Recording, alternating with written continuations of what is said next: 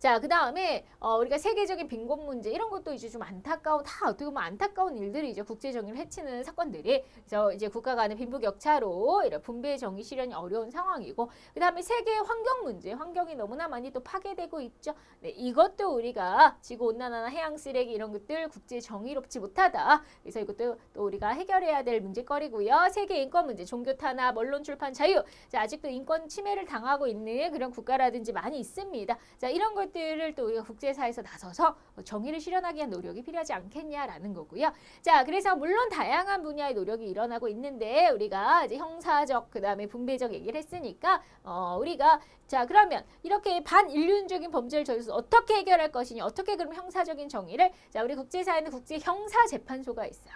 그래서 반인도적인 그런 범죄에 관해서 국제형사재판소가 있고요. 자, 그 다음에 그런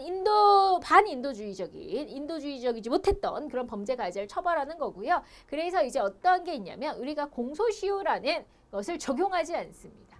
네, 그래서 공소시효라는 건 이제 시간. 뭐 예를 들면 살인을 저질렀으면 30년까지 30년 안에 잡히면 처벌할 수 있는데 30년이 지나면 처벌 못하고 그런 게 이제 공소시효라는 건데, 자, 그래서 반인도적인 범죄에 대해서는 국제사회에서 공소시효가 없어요. 근데 무조건 잡아서 언젠가라도 늦게라도 잡아서 응징을 한다는 거죠. 네, 그런 자세고요. 분배적 정의는 우리가 이제 선진국의 개발도상국을 도와줘야 되지 않겠냐. 일단은 있는 자가 없는 자를. 자, 그래서 이런 경제적 정의나 기술 이전을 하는 공적 개발 원조라는 걸 만들었습니다. 그러니까 이런 것들이 이제 그 방법인 거죠. 그 다음에 환경은 우리가 선진국이 사실은 그동안은 선진국들이 이렇게 잘 살기 위해서 개발을 많이 했어요. 그래서 지금까지 환경 파괴는 선진국들이 많이 일으켰습니다. 솔직히 말하면 지금에 와면 뭐 개발도상국이 뭐 중국이라든지 이런 나라가 많이 그 인구도 많고 하니까 환경 파괴에 굉장히 문제가 있는데, 그 전에는 다 지금 선진국들이 이렇게 잘 살겠다고 이렇게 한 거 아니냐. 그래서 온실가스 배출이 많은 선진국이 더 많은 책임감을 가져야 된다는 그 책임감 가져야죠. 그동안 일으킨 건 다 선진국들인데 그런 자세로 선진국들이 더 많이 환경 보존에서 앞장서야 되고 비용 부담을 더 많이 해줘야 되고 그런 부분이 있어야 된다는 거. 책임감을 가져라. 자, 그 다음에 이제 인권도, 자, 우리가 다양한 기구들이 있습니다. 인권을 보호하기 위한. 그래서 지구촌 인권 문제 해결하기 위해서 우리가 이제 국제 정의를 위해서 이런 노력들이 각 분야에서 필요하다. 그 얘기였고요. 자, 그래서 그 국제 정의 실현 노력의 특징을 보면 한국가만으로 이게 다 국제사회 정의가 깨끗해지진 않죠. 한 나라가 모든 환경 문제를 다 해결할 수 없잖아요. 그러니까 이제 한 나라만으로 안 돼요. 그래서 같이 협력해야 되는 거고요. 국제사회 구성은 모두의 협력이 필요하고요. 내 행동에 결국에는 지구촌에 영향을 미칠 수 있는 겁니다. 나 하나쯤 이거 절대 어디서든지 없어져야 되는 거죠. 그래서 지구촌 전체 권리와 복지에 영향을 미칠 수 있다는 그런 인식을 갖고 행동해야 할 거고요. 자, 세계의 보편적인 윤리적 가치를 실현하는 데 적극적으로 동참해야 된다. 세계 윤리, 바로 인간은 존엄하다. 이렇게 인권, 자, 이런 것들을 위해서 우리는 다 같이 노력해야 된다는 거, 뭐 당연히 아실 거고요. 자, 그러면 우리가 이제 부유한 나라가 가난한 나라 도와주는 거에 대해서 이렇게 이제 생각의 차이가 좀 있어요. 우리 학자들마다. 자, 그러면 잘 사는 나라가 못 사는 나라 도와주는 건 당연하지. 이게 바로 의무의 관점입니다. 당연하지. 의무론적 관점 누구죠? 칸트의 생각이죠. 칸트는 당연한 거야. 아니, 잘 사는 사람이 못 사는 사람 도와주는 거. 우린 다 인간답게 살아야 되지 않냐. 네, 근데 만약에 저 가난한 사람이 밥도 못 먹어요. 아프리카 아이들이 막 굶어 죽고 너무 안 됐잖아요. 인간답게 살지 못하고. 인간으로서 도와주는 건 당연한 도리 아니냐. 당연하다. 이게 바로 의무의 관점입니다. 인간다운 삶을 돕도록 하는 건 자연스러운 우리의 의무다. 당연히 그래야지. 자, 그래서 칸트는 의무론의 입장에서 공경에 처한 타인을 돕지 않는 것은 보편적 윤리에 어긋난다. 당연히 어려운 사람은 당연히 도와줘야 된다는 게 칸트의 생각이니까 마찬가지 어려운 국가가 있으면 당연히 도와줘야 된다. 이런 마인드를 갖고 있는 거예요. 약소국에 대한 원조는 도덕적 의무다. 자, 근데 이제 피터 싱어 역시 같은 관점입니다. 피터 싱어도 우리 이익 평등 고려의 원칙을 근거로 자, 고통받는 지구촌 이웃에 대한 자, 원조의 의무가 있다. 자, 우리 약간의 이제 피터 싱어는 이제 공리주의 입장에서 이야기를 하는 거예요. 공리주의는 많은 사람들이 행복한 게 제일 좋은 거잖아요. 그렇죠? 네, 그래서 고통보다는 쾌락을 좋아하니까 자, 모든 사람의 고통을 감소시키고 쾌락을 증진시키는 거. 자, 보세요. 지금 가난한 사람이 너무 고통스러워해요. 자, 그러면 이제 잘 사는 사람은 어차피 여유가 있으니까 자, 도와줘요. 그러면 고통이 전 세계의 고통이 줄어들잖아요.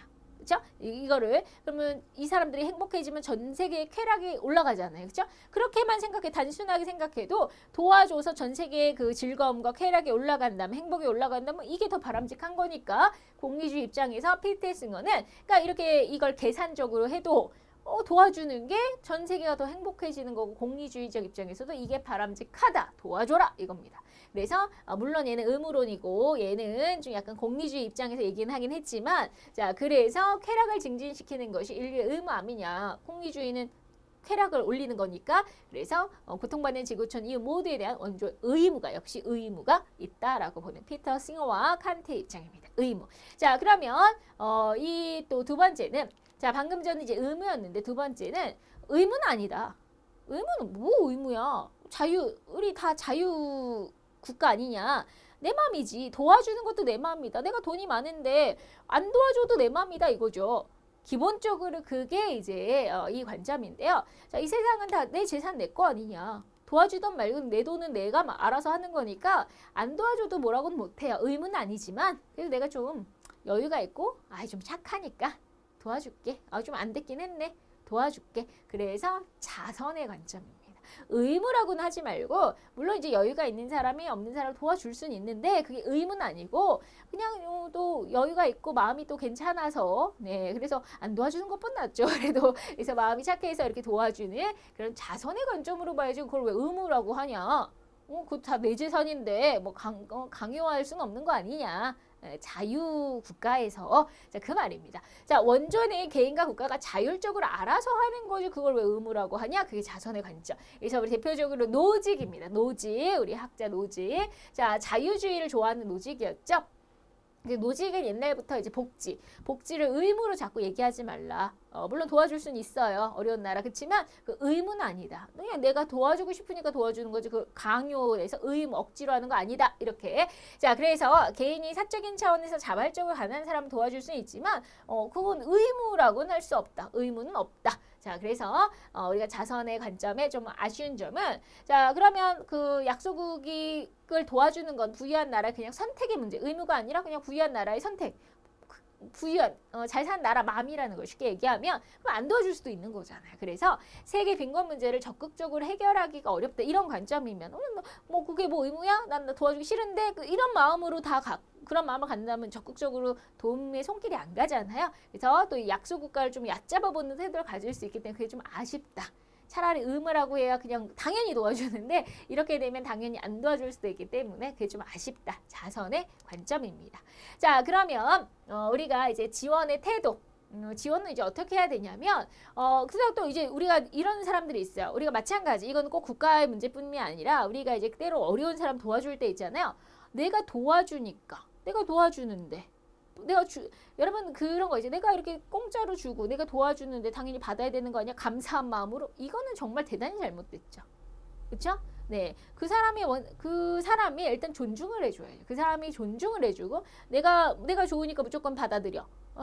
감사한 마음으로 이건 안 돼요. 그래서 일단은 그 자체를 가난한 사람 또는 가난한 국가 그 자체의 자율성을 존중해줘야 되고요. 그리고 거기에 내가 도와준 보조적인 성격이라고 생각을 하셔야죠. 그렇죠? 도와주니까 막 이런 거 있잖아요. 왜 강대국이 약한 나라 도와주고 뭐 약간 휘두르려고 하는 시키는 대로 해. 내가 도와줄 테니까 이건 뭐예요?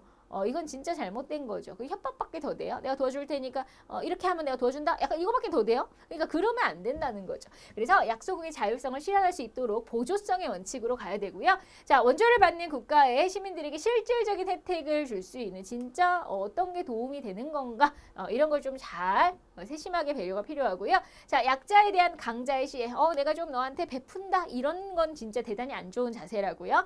그런 관점은 탈피해야 된다. 그래서 그런 태도는 이런 바람직한 태도를 가져야 될 거고요. 자, 그 다음에 이제 가난한 나라인데 식량 지원 없는 나라인데 우리 북한한테도 식량 지원 때론 하잖아요. 그리고 또 우리 가난한 나라 기술이 없어서 발전을 못하고 있으면 기술을 좀 협력을 해준다거나 네, 그래서 약소국가에 기술을 제공해 주는 것도 이제 도움이 됩니다. 우리나라도 이제 옛날에 가난한 나라도 약소국가 막 도로를 깔아준다거나 이제 그런 것들을 했어요. 근데 외국에 나와서 깜짝 놀란 게 그렇게 했을 때 그걸 두고두고 기억을 하더라 이거죠. 두고두고 기억을 하더라. 제가 이제 어떤 동남아를 갔었는데 그 나라에서 이렇게 부탁을 했대요. 부탁을 했는데 한국은 거절했고 그 나라에서 일본은 도와줬대요. 자, 그래서 일본 차밖에 없어요. 그 나라에. 네, 제가 갔던 동남아에서 그래서 일본 왜 여기가 일본 그 가이드가 설명해 줄 때 여기 왜 이렇게 일본 차가 많을까요? 막 이러더라고요. 그래서 그러게 왜 일본 차가 이렇게 대부분 다 그냥 국민차예요. 그 동남아시아에서 일본 차를 국민차처럼 쓰는 거예요. 차라리 그게 이제 한국의 차가였으면 더 좋았을 거 아니에요. 근데 과거에 그런 일이 있었대요. 그래서 그러니까 그 별거 아닌 일이 나중에 이런 결과를 가져올 수도 있는, 물론 그것도 별거 아닌 일은 아니겠지만, 그래서, 자, 우리가 이런 기술 협력, 이런 것들이 단순하게, 우리도 먹고 살기 힘든데 뭘 도와줘? 라고만 생각할 게 아니라, 장기적으로 보면 그런 또 효과가 있더라고요. 그래서 조금 안타까워요. 우리도 그때 좀 지원해주고 했다면, 지금 다 여기에 우리나라 차가 깔려 있지 않았을까라는 생각이 또 들더라고요. 그래서 이런 기술 협력도 지금은 그 나라를 도와주는 거지만 나아가서 그 나라가 늘 가난하라는 법 없잖아. 지금 다 모든 나라들이 개발하고 잘 살고 변하고 그러니까요. 그걸 생각해 볼 수 있고요. 그다음에 만약에 정말로 어려운 나라들 갑자기 뭐 재난을 당했거나 이런 어려운 나라들 있잖아요. 그럼 긴급 지원 이런 거 필요하죠. 식량, 의약품 뭐 이런 것들 뭐 지진이 났거나 뭐 쓰나미가 왔거나 이럴 때는 긴급하게 필요할 때는 또 이렇게 지원해 줄 수가 있는 거죠. 지원의 형태. 자, 그래서 우리가 또 이제 세계적으로 평화, 국제 평화도 지켜야 되잖아요. 우리 평화하면 뭐예요? 자, 누가 막 우리를 북한이 막 우리를 총을 쏘고 미사일 쏘고 그러면 이제 당연히 평화가 아니죠. 그럼 평화는 이렇게 전쟁이 없는 거? 네, 그게 평화죠. 네, 당연히 평화입니다. 근데 평화에도 두 가지, 소극적 평화와 적극적 평화로 나눌 수가 있는데, 자, 소극적인 거는 자, 쉽게 얘기하면 폭력이 없는 거야. 폭력, 물리적 이렇게 폭력, 그죠? 누가 막 날 때리고 맨날 그러면 학교 가는데 맨날 누가 나를 때리고 그러면 내가 얼마나 불안해요. 이게 나한테는 평화가 아닌 거죠, 그죠? 그러니까 평화가 되려면 누군가 날 괴롭히는 사람이 없고 때리는 사람이 없고 네, 이런 게 일단 평화라는 거예요. 소극적으로는 자 직접적인 폭력이 될 수 있는 테러나 범죄나 전쟁 같은 물리적인 폭력이 없는 거. 네, 그래서 예를 들면 우리 집에서도 아빠가 맨날 때린다. 가정폭력이 되는 거잖아. 근데 그럼 때리는 게 없어요. 자, 그러니까 일단은 그러면 평안에 이렇게 말할 수 있겠죠. 때리는 게 없다. 근데 만약에 이제 크게 보면 근데 때리진 않아요. 근데 맨날 욕을 해요. 언어폭력을 막 해요. 그것도 어떻게 보면 평화는 아닌 거죠. 그것도 폭력인 거죠. 그렇죠? 그래서 우리가 이렇게 꼭 몸으로 때리는 것만 없다. 자, 그것은 이제 소극적 평화고요. 근데 우리가 이제 정신적으로도 평화로울 수 있게 네, 이런 거는 이제 적극적 평화라고 보시면 돼요. 그래서 우리가 전쟁 방지, 우리가 소극적으로는 이제 최소한 이렇게 물리적 폭력 이런 거 없도록 자 이런 이제 국가 안보와 관련된 거. 자 그렇지만 우리가 너무 가난해요. 우리가 막 폭력이나 이런 건 없지만 너무 가난해서 먹고 살기도 힘들다. 아니면 우리나라는 여성 차별이 있다. 그래서 막 차별을 한다. 자 이것도 크게 보면은 평화롭지 못한 거 아니냐. 네, 그래서 자 우리 빈곤, 인권 침해 이렇게 삶의 질이 저하될 때 깊은 고통 느끼고 우리가 힘들어하고 하지만 이런 것도 크게 보면은 평화를 위협하는 거다라고 이제 보는 관점이 생기는 거죠. 그래서 인간이 겪을 수 있는 다양한 차원의 고통을 소홀히 한다. 무조건 이제 때리고 전쟁 나고 이런 것만 우리가 없으면 평화라고 보는 거는 그래서 이제 더 넓은 의미로 적극적 평화는 자 우리가 이제 국가 안보뿐만 아니라 인간의 안보다. 모든 인간을 대상으로 그래서 직접적 폭력뿐만 아니라 빈곤, 인권 이런 거에서 해방될 수 있게 인간 안보가 돼야 된다. 국가 안보뿐만 아니라 인간 안보까지 인간을 다 지키는 이런 그래서 자 전쟁의 위협뿐만 아니라 삶의 질, 자유, 인권까지 보장되는 그런 것도 이제 안보에 들어가야 된다. 이 넓은 의미가 되는 거죠, 그렇죠? 그래서 이렇게 해야 궁극적으로 이제 국제 평화와 정착에 기여할 수 있다라고 보는 겁니다. 그래서 자 우리가 이제 개인적으로는요. 인권 보장을 받고 삶의 질을 향상시키고 집단적으로는 이렇게 뭐 갈등들 민족 간에 종교 간에 아직도 이렇게 갈등 때문에 싸우고 있는 곳들이 많으니까 자 그런 갈등을 해소하고 화합하고 공존하고 네, 좀 더 이해하고. 자, 그다음에 국가 간에도 이제 질서 안보를 바탕으로 또 이제 복지까지 실현하는 이제 각자 개인과 집단과 국가가 노력해야 이제 세계 평화가 유지된다 이런 거죠. 그렇죠? 네, 그래서 우리가 전쟁에 대해서 이렇게 세 가지 관점이 있습니다. 전쟁 무조건 하면 안 돼. 전쟁은 절대 할 수 없는 거야. 전쟁은 절대 일어나서 안 돼. 그 어떤 이유에서 하면 안 돼. 그게 평화주의죠. 절대 도덕적으로 정당화될 수 없다. 어떤 이유에서 간된 전쟁은 안 돼. 자, 이게 평화주의예요. 네, 그래서 근데 이제 현실적으로는 좀 어렵어요. 왜냐면 현실적으로 하고 있는 곳들이 있으니까. 그래서 평화주의는 절대 하면 안 된다는 거고요. 자, 그 다음에 우리가 현실주의는 자, 국제사회는 동물의 왕국이랑 똑같아요. 자, 동물의 왕국 동물 냅둬 보세요. 막 이제 호랑이가 막 잡아먹고 막 이러고 다니잖아요. 사자가 힘센 애가 깨갱하고 그 포식자가 되는 거죠. 자, 국제사회가 그렇대요. 우리 강대국기 약소가 있으면 자, 힘의 논리. 자, 힘센 자가 자기 이익을 위해서 이 나라와 나라는 동물의 왕국처럼 서로 이익을 위해서 전쟁도 하고 싸우기도 한다. 자, 그래서 어쩔 수 없다.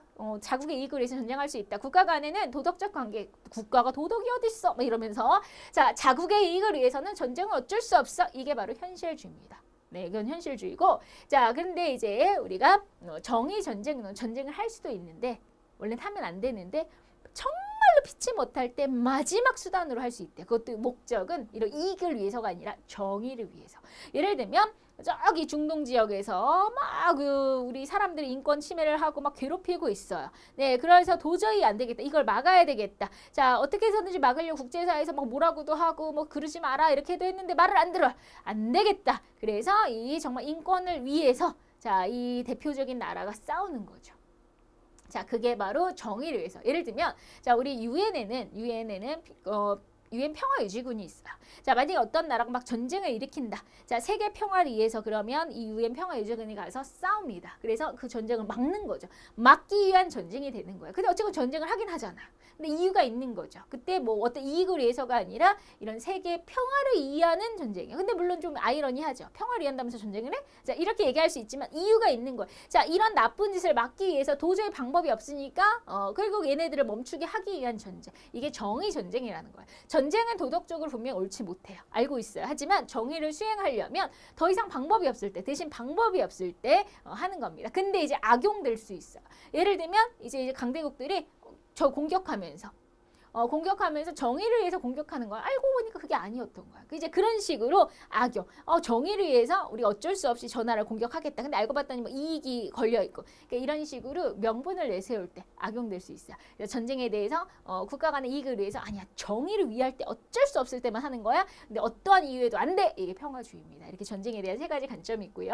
어쨌거나 우리가 전쟁은 하면 안 되겠죠. 그죠? 인류를 파괴하는 그래서 국제 평화 실현을 위해서 우리가 노력을 해야 될 거고요. 자, 인류 생존의 바탕. 우리 국제사회는 인류 생존의 바탕인데 우리가 공존할 수 있게 고통이 없이 우리가 그 생존의 위협. 전쟁 나면 많은 사람이 죽고 다치고 희생당하니까요. 그리고 국제 정의 실현을 위해서도 당연히 국제 평화가 유지가 돼야 될 거고요. 그리고 인류 번영. 앞으로 더 인류가 번영하기 위해서 국제 평화가 잘 유지가 돼야 되겠죠.